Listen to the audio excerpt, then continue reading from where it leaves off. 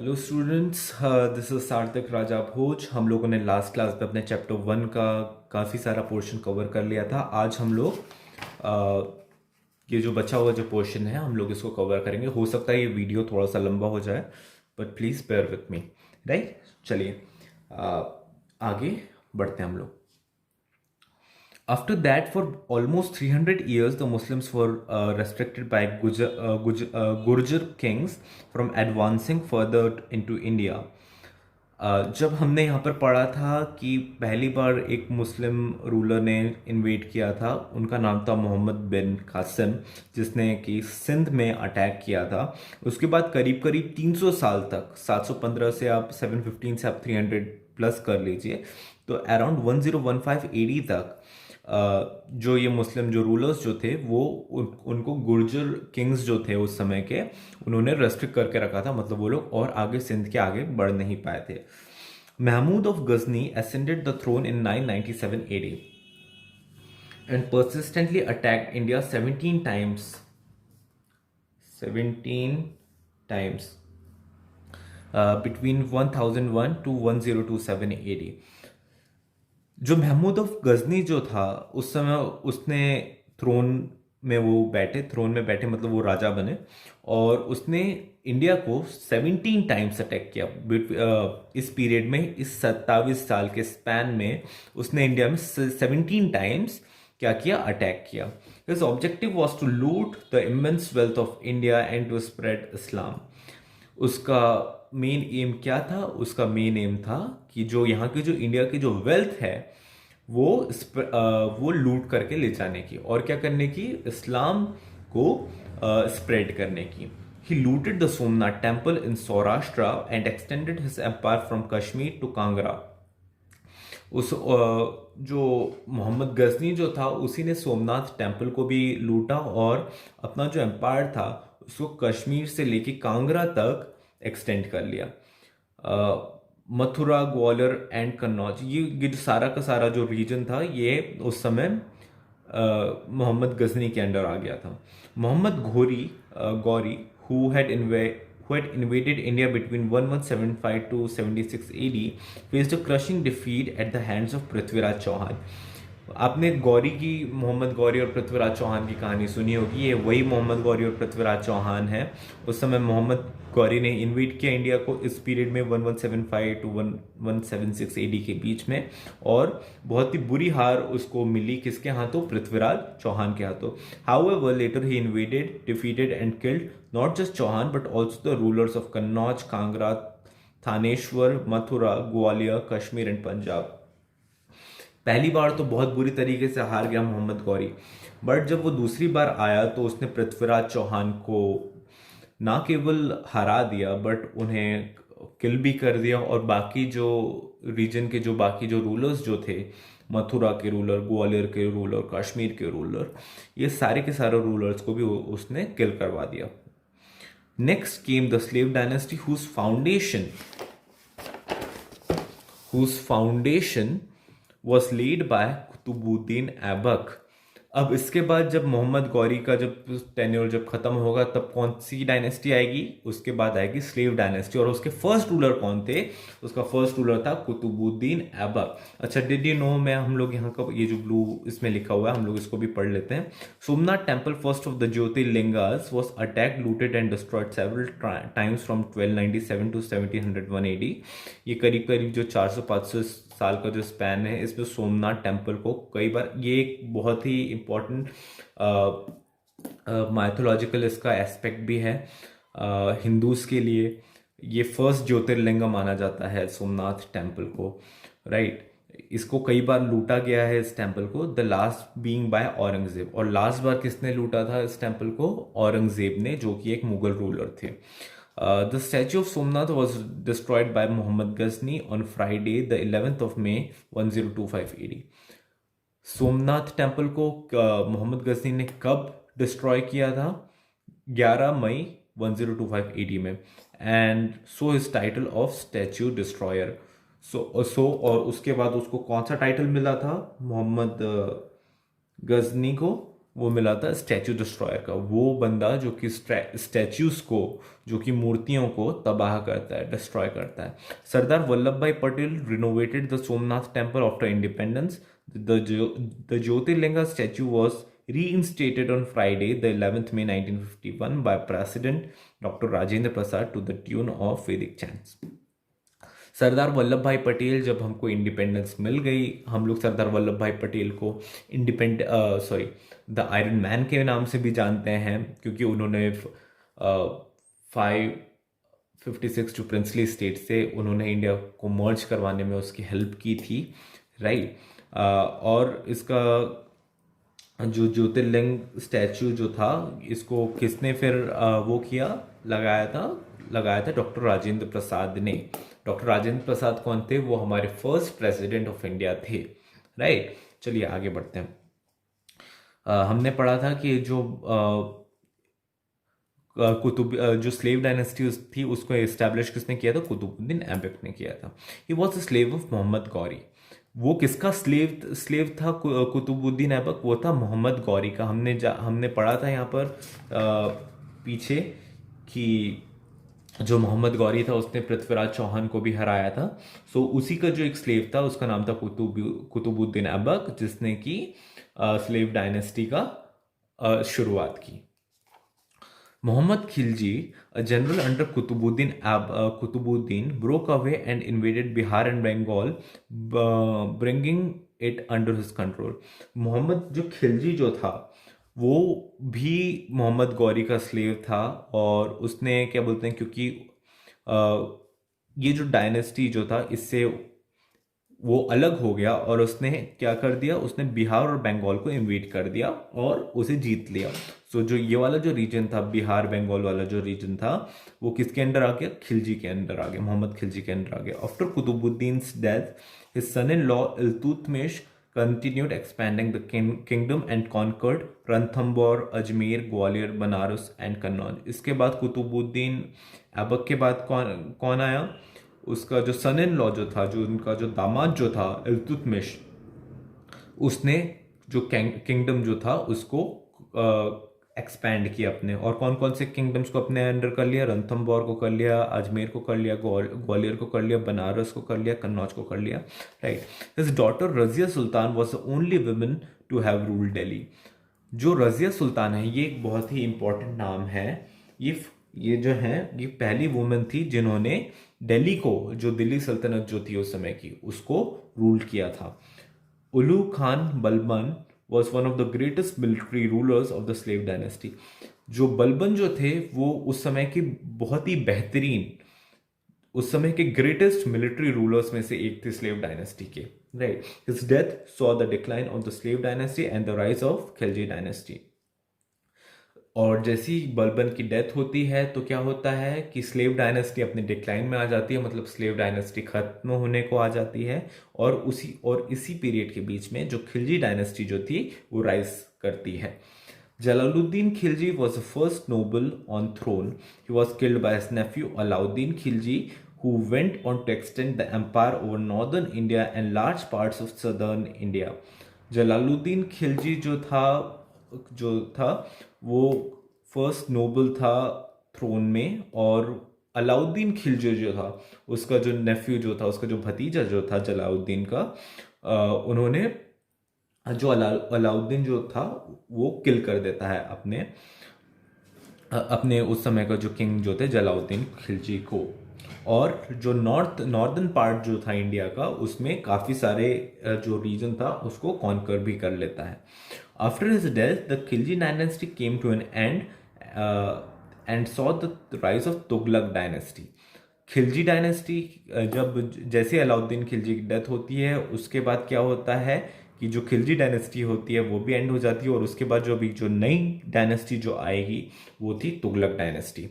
Under Muhammad bin Tughlaq, the Sultanate extended from Peshawar in the north to Madurai in the south.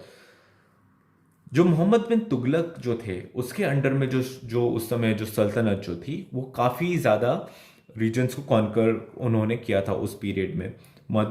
South से लेकर के north तक, मदुराई से लेकर पेशावर तक जो पूरा जो रीजन था उस समय वो तुगलक डायनेस्टी के अंडर आता था।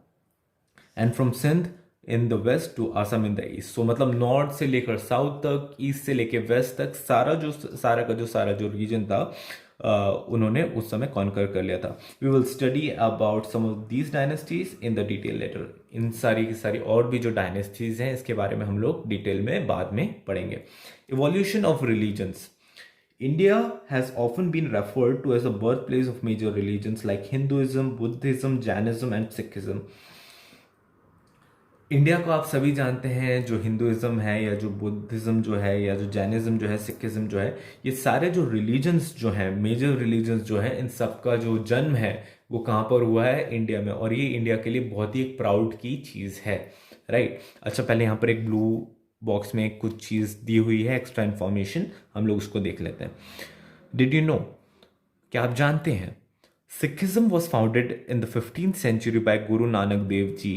The 9 successive gurus continued to take Sikhism forward. The Guru Granth Sahib is considered as the 10th Sikh Guru. जो सिखिज्म का जो किसने फाउंड किया था, मतलब किसने बनाया था सिखिज्म को, वो बनाया था गुरु नानक देव जी ने, जो कि अच्छा, इसके बाद जो और भी 9 अलग अलग गुरु आए सिखिज्म के अंडर, और जो लास्ट जो 10th जो गुरु जो थे वो थे गुरु ग्रंथ साहिब, राइट। सो ये एक एक्स्ट्रा इंफॉर्मेशन आपको दी गई है। हमने पढ़ा कि हिंदुइज्म, बुद्धिज्म, जैनिज्म, सिखिज्म और भी ये सारे जो रिलीजन्स है इनका बर्थ प्लेस है इंडिया। अब आगे बढ़ते हैं। Each is undergone transformation from its original form due to the changing social, political and cultural condition. हम जानते हैं कि समय के साथ साथ क्या होता है कि जो सोशल कंडीशंस जो होती है, जो पॉलिटिकल कंडीशन होती है किसी भी जगह की, या जो कल्चरल कंडीशंस होती है वो बदलती हैं। उसी तरीके से जो रिलीजन जो उस समय हुआ करते थे अपने बिगिनिंग स्टेज में, जो हिंदुइज्म आज से 1500 साल पहले हुआ करता होगा, वो आज नहीं है। उसमें क्यों? उसमें चेंजेस आ जाते हैं सोसाइटी की वजह से, हमारे कल्चर की वजह से काफ़ी सारे चेंजेस आते हैं समय के साथ साथ।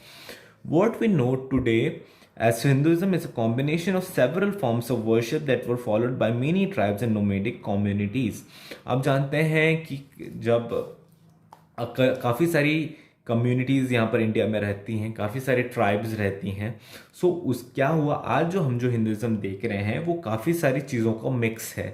जैसे कि आज हो सकता है कि आज जिस तरीके से हम लोग प्रे करते हैं, पहले के समय में आज से 1500 साल उस तरीके से प्रे ना किया जाता हो। क्या हुआ, समय के साथ साथ काफ़ी सारे लोग, जो ट्राइब्स थी, जो नोमैडिक लोग जो थे, नोमैडिक कम्युनिटीज़ जो थी, उनकी हम लोगों ने काफ़ी सारी जो चीज़ें थी उसको हम लोगों ने इनहेरिट कर लिया, उन चीज़ों को अपना लिया, right. These worship forms of nature and mother goddess practiced animal sacrifice and burial rituals. उस समय क्या होता था कि जो वर्शिप का जो फॉर्म था वो काफ़ी सारे अलग हुआ करता था, राइट। उस समय लोग जो थे वो नेचर और मदर गॉडेस को की पूजा किया करते थे। उस समय एनिमल सेक्रीफाइस मतलब बलि देने की प्रथा भी काफ़ी ज़्यादा प्रेवलेंट थी। The Vedas and Upanishads were regarded as holy text by the Hindus. जो वेदास जो हैं और जो उपनिषद्स जो हैं, ये हिंदूज के क्या है? होली टेक्स्ट है। होली टेक्स्ट मतलब जो कि पूजनीय हैं, जो कि बहुत इंपॉर्टेंस रखते हैं। 600 BC द वैदिक पीरियड केम इन एंड। और ये जो वैदिक पीरियड जो था ये कब एंड हुआ? 600 BC, 600 बिफोर क्राइस्ट में। द वैदिक period was dominated by the 4 Vedas and transformation of the nomadic society to a settled societies which was predominantly agricultural. वैदिक पीरियड जो था ये बेसिकली, ये जो पीरियड था उसमें 4 जो वेद जो थे वो डोमिनेट करते थे। ऋग्वेद, सामवेद, यजुर्वेद, अथर्ववेद, आप जानते हैं 4 वेदास हुआ करते थे, और ये उसी के अकॉर्डिंगली उस समय की जो सोसाइटी जो थी वो रन किया करती थी। और उस समय की सोसाइटी कैसी थी? प्रीडोमिनेटली एग्रीकल्चरल थी। इसका मतलब जो ज़्यादातर लोग जो थे वो एग्रीकल्चर प्रैक्टिस किया करते थे। With this began the dominance of Brahmans as they were the learned class. और इसके साथ साथ क्या हुआ कि जो ब्राह्मण्स जो थे उनका भी क्या हुआ? गेन हुआ, उन्होंने भी पावर गेन की।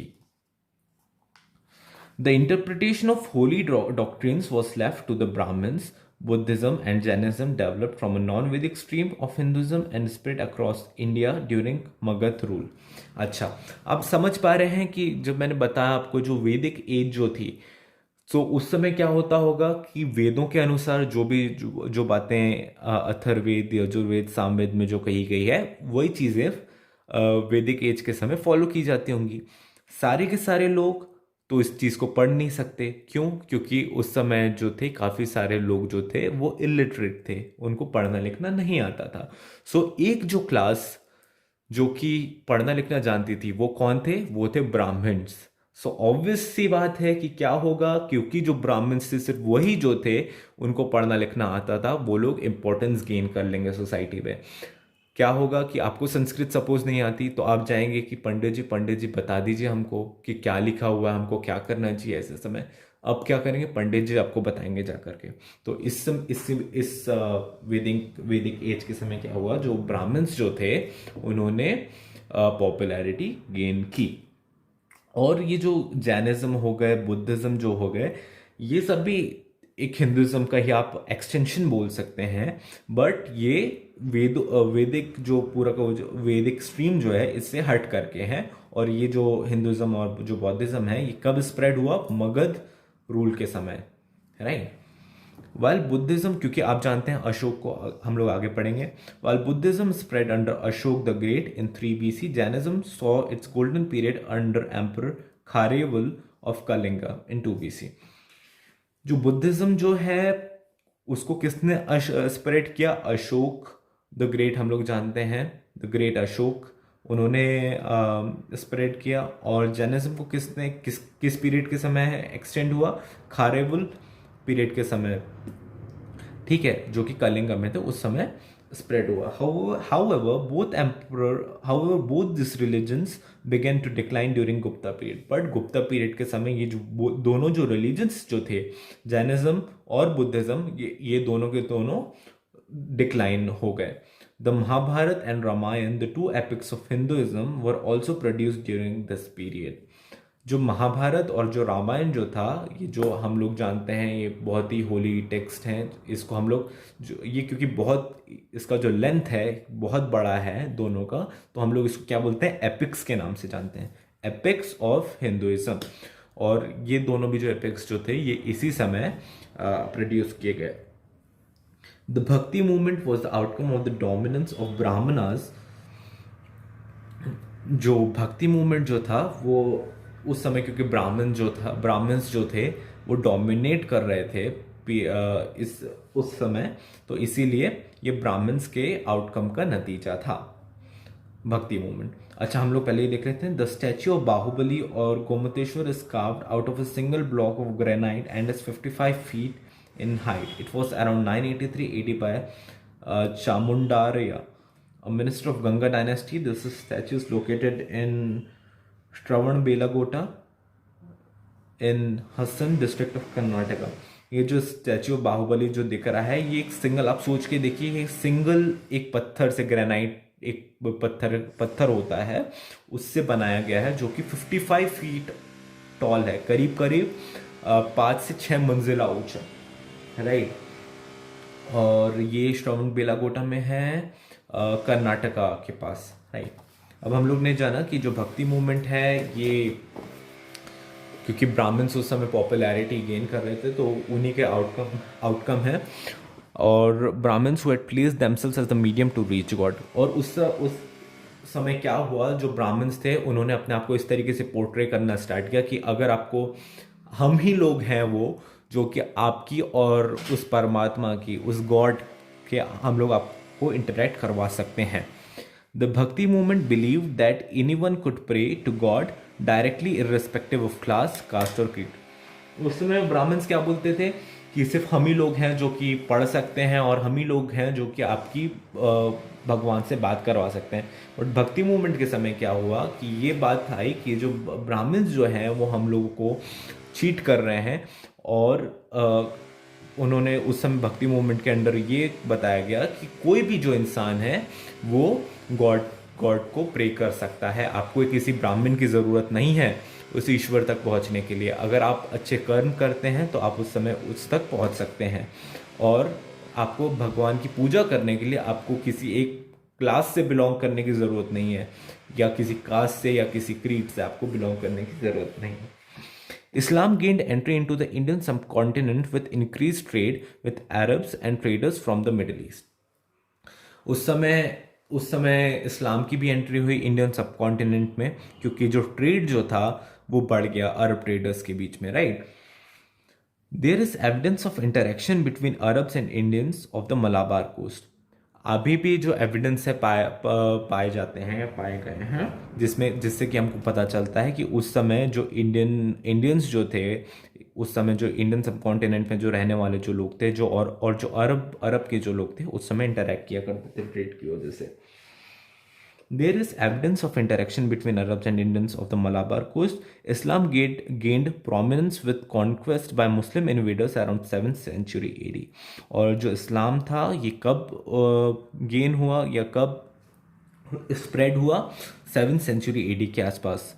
Rulers of Delhi Sultanate and Mughal Empire helped spread it further with the help of Sufis.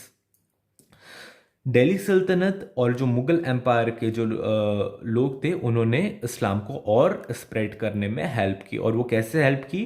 जो आप पता होगा आपको, सूफी संत, उनको वो लोग भेजा करते थे और वहाँ पर काफ़ी सारे प्रोग्राम्स हुआ करते थे उस समय, जहाँ पर उपदेश दिया जाता था कि ऐसे और इस तरीके से जो इस्लाम है वो स्प्रेड हुआ। Who through their teachings help to lessen the gap between Islam and native traditions. और जो सूफीज जो थे, उन्होंने क्या उस पर कैसे स्प्रेड करने में हेल्प की? उन्होंने अपने इस्लाम के बारे में बताया लोगों को, जिससे कि क्या हुआ, जो वहाँ के जो नेटिव ट्रेडिशंस जो थे, जैसे कि उस समय सपोज वहाँ पर हिंदुइज्म प्रेवलेंट होगा, तो इसका ये जो गैप था दो रिलीजन्स के बीच में, इसको कम करने में मदद मिली। These Sufis propagated that there is only one God and all religions help reach this God.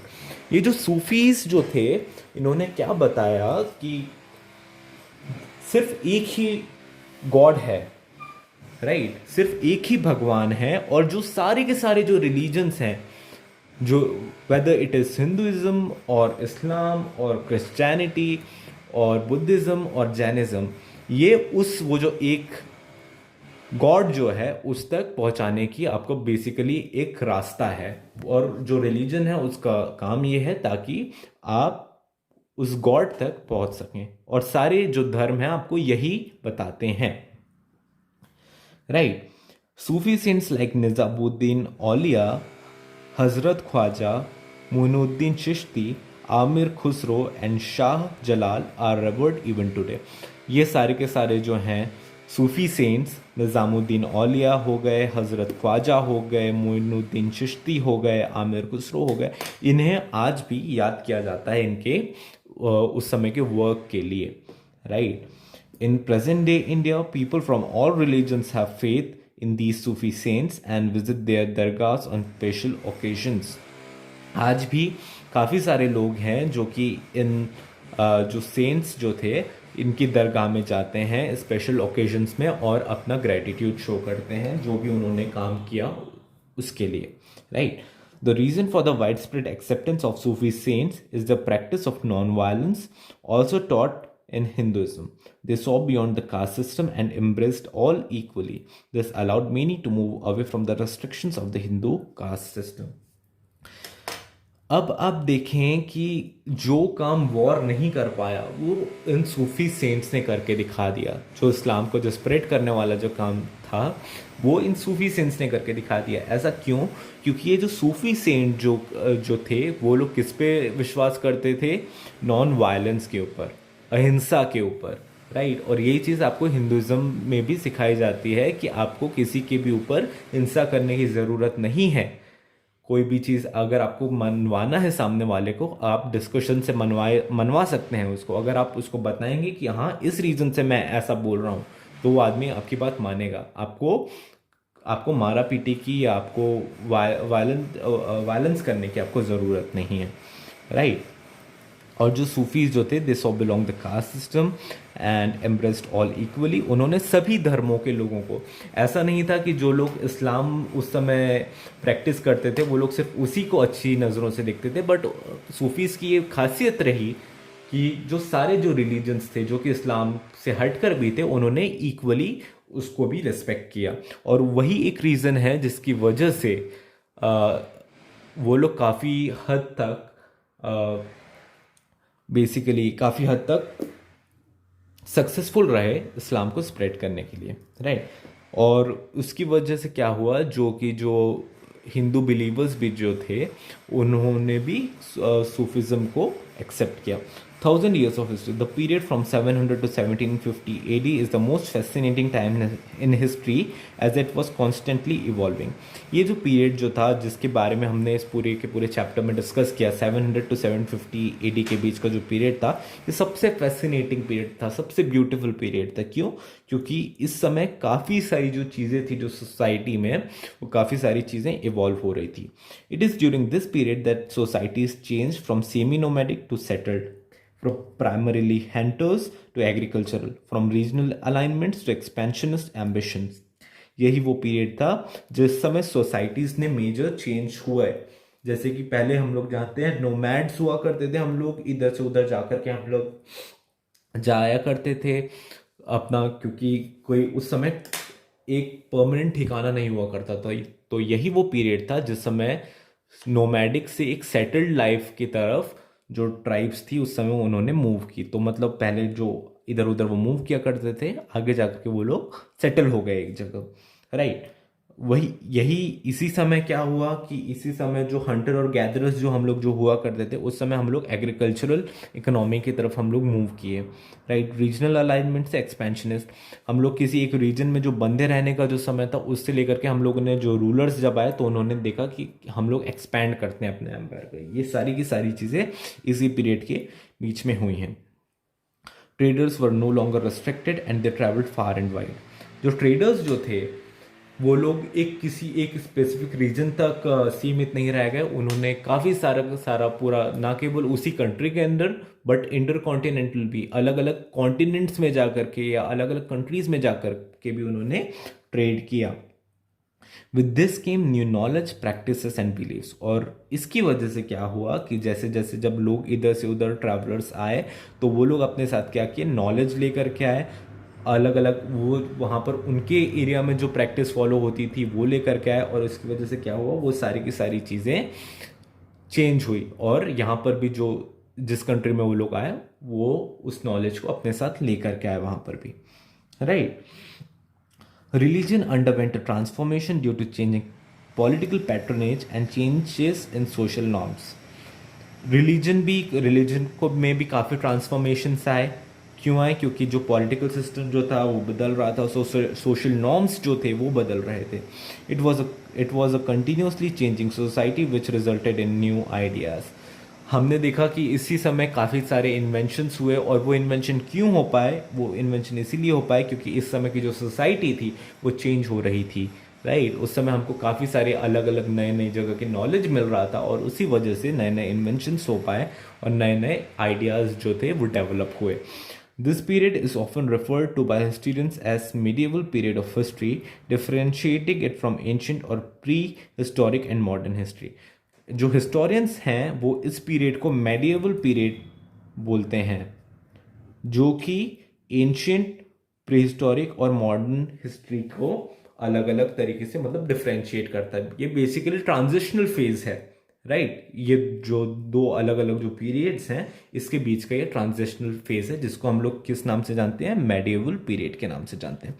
सो चलिए आज आपका ये जो पीरियड, ये जो चैप्टर है चैप्टर 1, इसका थ्योरेटिकल पोर्शन मैंने कंप्लीट करवा दिया है। ये थोड़ा सा लंबा हो गया वीडियो बट इट्स फाइन, हमको क्योंकि जल्दी इससे सिलेबस भी कंप्लीट करना है। नेक्स्ट क्लास में हम लोग क्या करेंगे, इसके जो एक्सरसाइजेस हैं हम लोग ये जल्दी से कंप्लीट कर लेंगे।